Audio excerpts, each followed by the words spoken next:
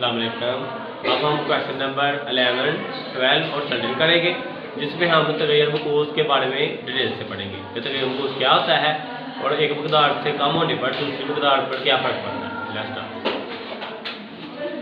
Question number 11 है, ए inversely proportional है या इन्वर्स वेरिएशन है इसके बी के स्केयर के। इसको हम पहले एक्सप्लेन कर लेंगे।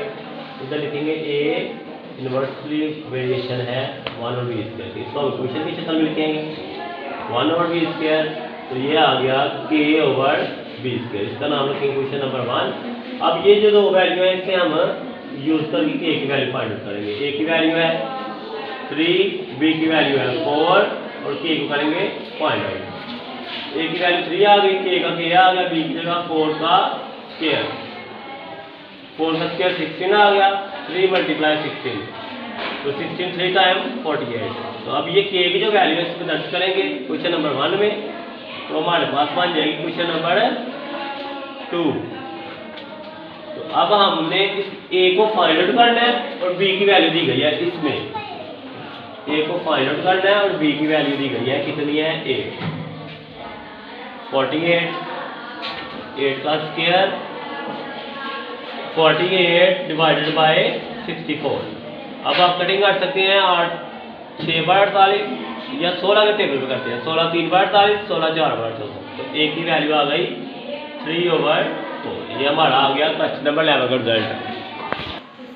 क्वेश्चन नंबर 12 है, v जो है वो इनवर्स वेरिएशन है, ठीक है। इधर हम वैल्यू निकाल लेते हैं, v इनवर्स वेरिएशन है r के क्यूब की।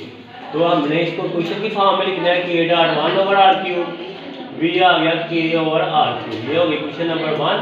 अब हम ये दो जो वैल्यू दी गई है k को फाइंड आउट करना है, ठीक है। अब हम लिखेंगे v की वैल्यू 5 दी गई है, गिवन है, r की 3 और k को फाइंड आउट करेंगे। इसमें पुट कर देंगे v की जगह 5, k वैसे वैसे आ गया और 3 का क्यूब, 5 इक्वल आ गया k ओवर 3, 3 टाइम 9, 9 3 टाइम 27। तो ये 27 इधर डिवाइड हो रहा है, तो इधर आगे हो जाएगा मल्टीप्लाई। तो k 5 7 टाइम 35, 3 कैरी 5 2 टाइम 10 और 3 135। तो k की वैल्यू आ गई 135। इसको हम क्वेश्चन नंबर 1 में दर्ज करेंगे। v इक्वल आ गया 135 ओवर r क्यूब। ये आ गई क्वेश्चन नंबर 2। अब हमने v को फाइंड आउट करना है, r को 6 दिया गया है, तो v की वैसे का वैसे आ गया, k की जगह पहले ही है 135, r की जगह लिख लेंगे 6 का क्यूब। तो v आ गया 135 और 6 का क्यूब जब हम लेंगे 6 को 3 मल्टीप्लाई करेंगे वो आ जाएगा 260। तो ये v की वैल्यू। अब इधर कटिंग होती है तो चेक कर लेते हैं, मेरे ख्याल से हो जाती है। 3 7 बार 21, 3 2 बार 6, 3 4 बार 12, 3 5 बार 15। अब हम चेक करते हैं, ये होता है 3 के टेबल पे 3 15 टाइम, 3 2 टाइम 6, 3 4 टाइम 12।